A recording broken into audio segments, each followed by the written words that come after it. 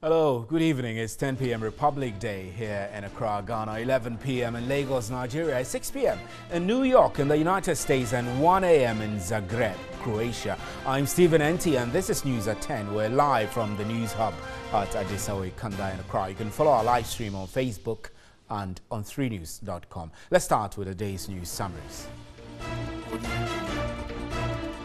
President Akufo-Addo says he had no choice but to act on the recommendations of the committee set up by the Chief Justice to remove the EC chairperson, Charlotte Osei, and her two deputies. Speaking to the Ghanaian community in Mauritania on the sidelines of the 31st AU Summit, the President noted the law is no respecter of persons.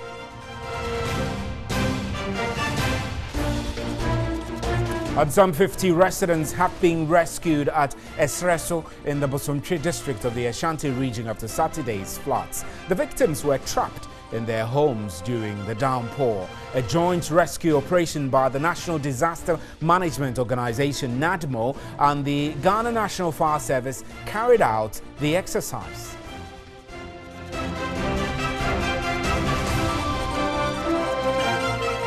And the Ghana LPG Operators Association says it will take legal action if government goes ahead to implement the cylinder recirculation module.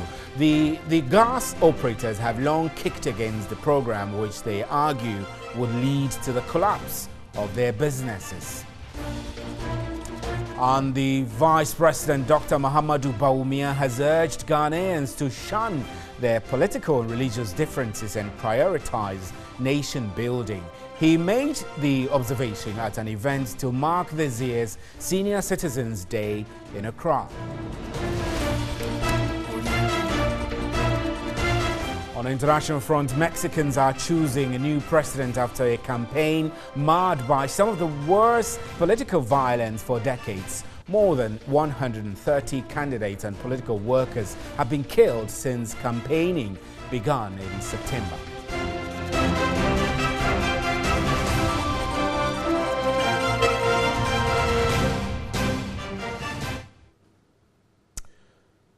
Those are our major news highlights. Let's start with our very first story from Esreso in the Bosomtwe district of the Ashanti region, where we're told that 50 residents have been rescued after Saturday's floods. The victims were trapped in their homes during the downpour. Here is a report by correspondent Benjamin Aidu.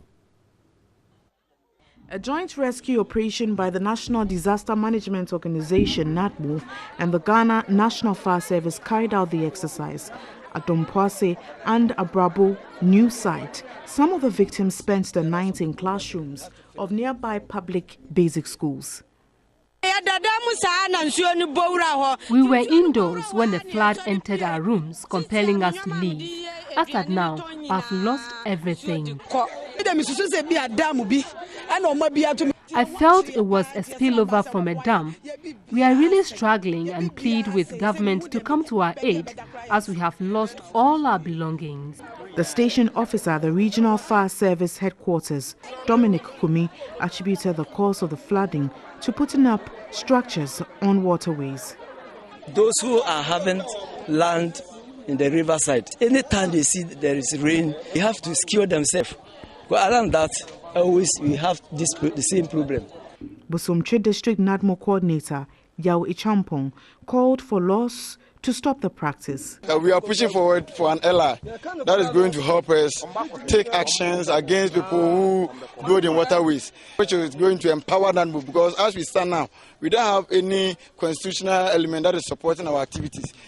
Meanwhile, squatters who were evicted from the Anyam Anglonga Junction slum in Kumasi following the flash floods are still counting their losses after the exercise. They described the action by the KMA and NADMO as violation of their human rights and appealed to the government to come to their aid.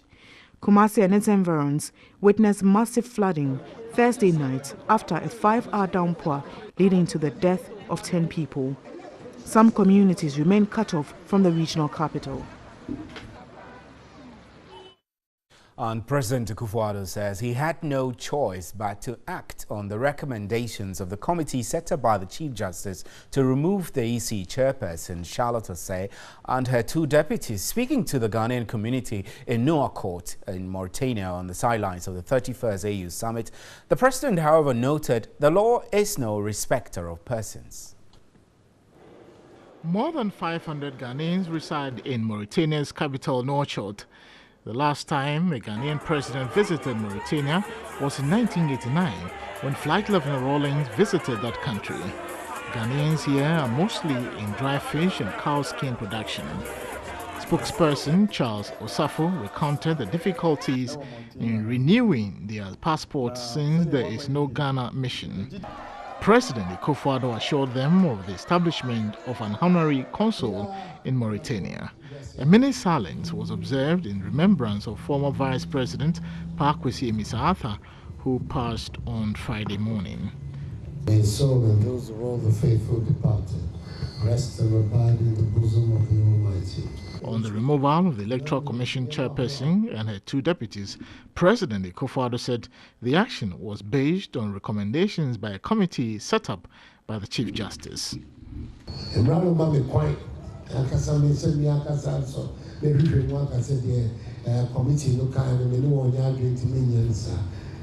The law states that I accept any recommendations made by the committee, reason why I had to take that decision.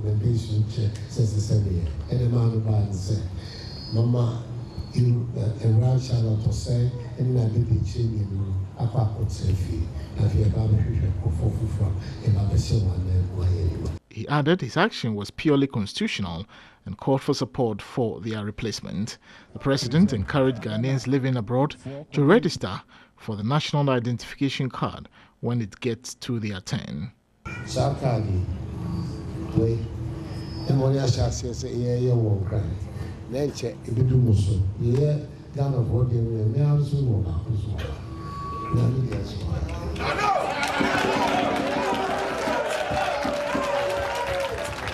We have begun the registration process in Ghana. After, it will be your turn. I mean, at the end of the day, the AU will also have a card for all of us Africans. So it will make the movement between our countries much easier. On the 31st ordinary session of the Assembly of Heads of States and Governments of the African Union is underway in Mauritania's capital, Nouakchott. For the next 2 days, the African leaders will dedicate themselves towards coming up with strategies to deal with the corruption on the continent. This year's ordinary session of the Union is on the theme, Winning the Fight Against Corruption. The opening ceremony featured a number of messages, including a statement from the AU chairperson, Paul Kagame of Rwanda. He expressed sympathy to countries that have been affected by terrorist activities recently, including Ethiopia, Mali, and Zimbabwe. He condemned the attacks and called for a concerted effort to tackle terrorism on the continent. We condemn these violent attacks and convey condolences for the lives that have been lost.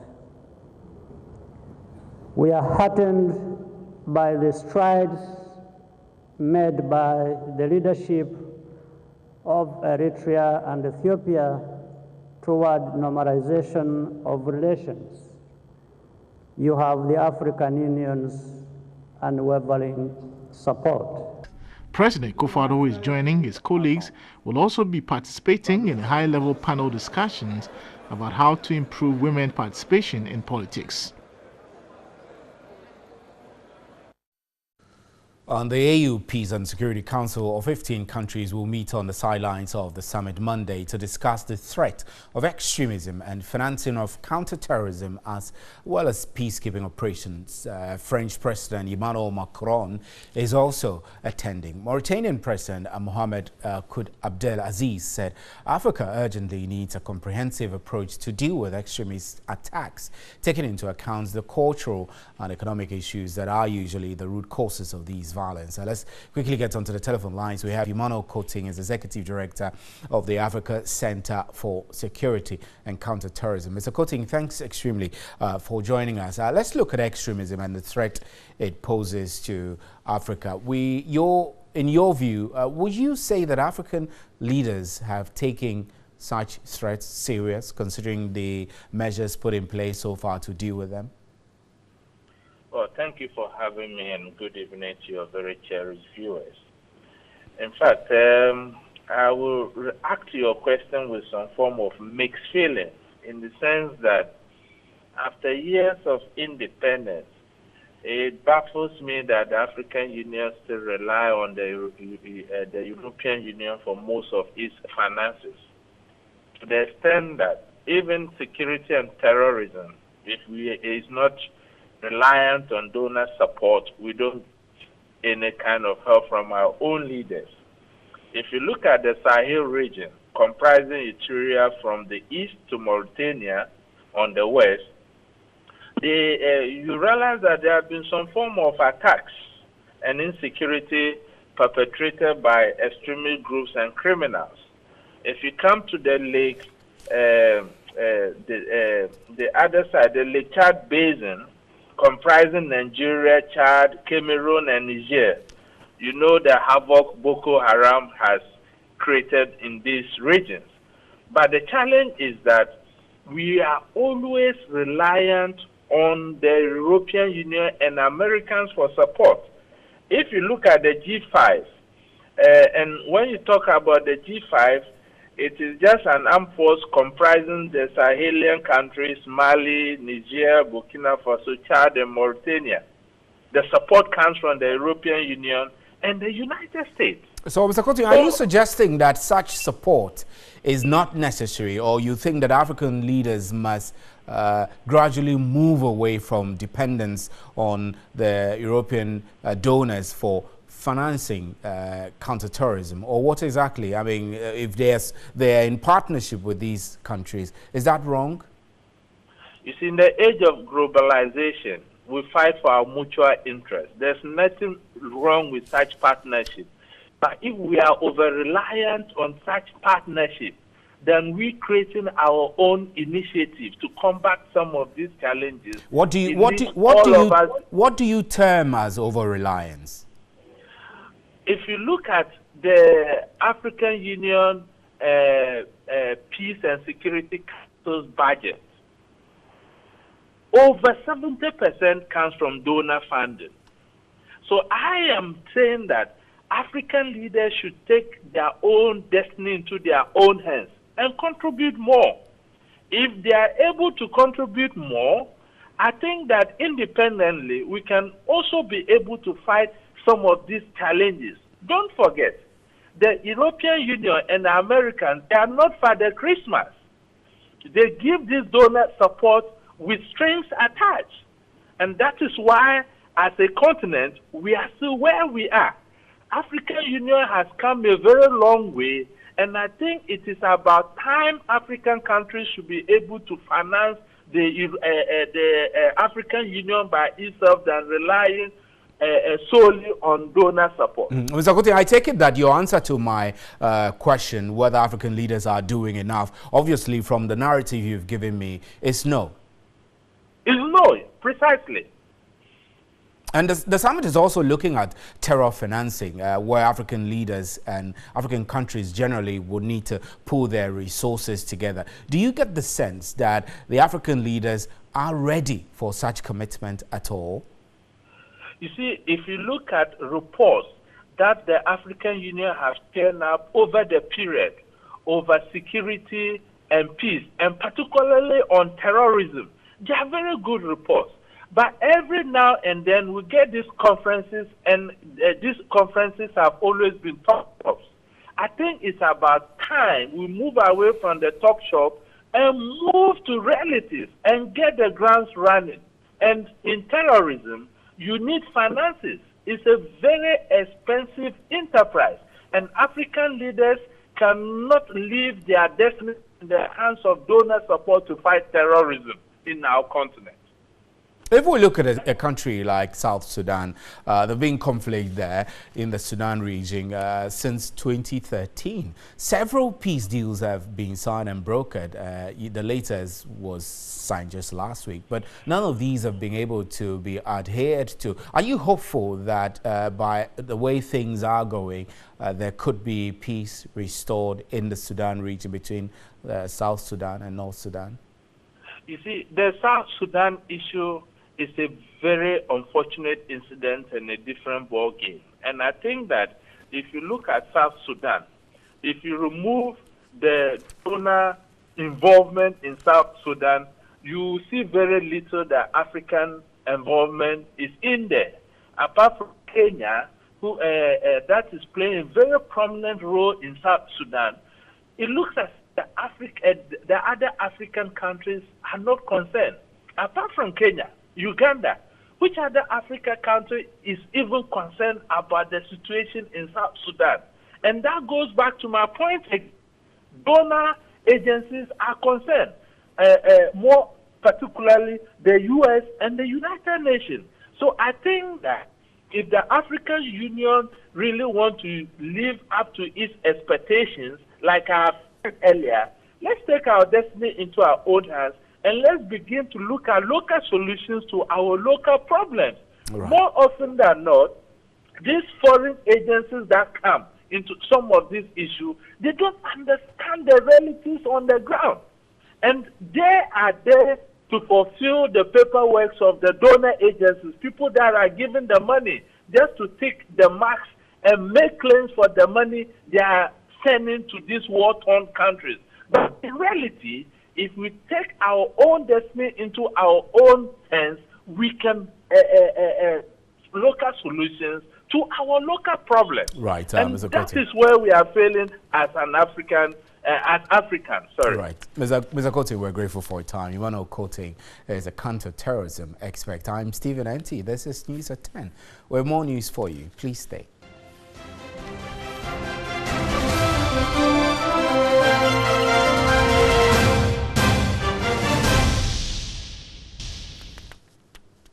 Welcome back. Let's go to our front show. Still in the Ashanti region, a bridge linking several adjoining communities in the Ifija-Kwabre district is at the verge of collapse following years of neglect. Residents claim they're being sidelined by government considering the deplorable nature of their roads. Here's a report by Chelsea Ifafrimpa and Ibrahim Abubakar.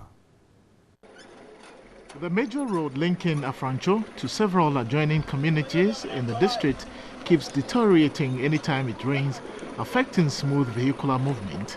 Worse still is the poor state in which this bridge is. Motorists and other road users contend being terrified as the bridge is submerged after every downpour. This road was done 5 years ago, but it has turned to be a rough road now, and the difficulty is too much. This mountain that you see there is difficult to climb when it rains, and a lot of accidents also occur. Commercial drivers lament their business is not profitable due to constant breakdown of their vehicles. The flood waters usually enter our car engines, resulting in the breakdown of our vehicles. Residents want the government to, as a matter of urgency, reshape the road and repair the bridge. When we are done with the roads, then we will tackle other developmental projects. DCE for Ifija-Kwabre, Kwesi Kakari Achimfo, said the assembly is making efforts to fix the road. Major roads are, in fact, not easy for the assembly. For reshaping and doing other things, the assembly can take it up. That of Himan and Afranchu road, we'll be able to do it. We've brought the regional engineer. They've come to see all this. They've sent it to Accra. And that's how we wrap up with News at 10. Thank you very much for making time. Russia Daily is up next with our sports team. I'm Stephen N.T. There's more news at 3news.com. Good night.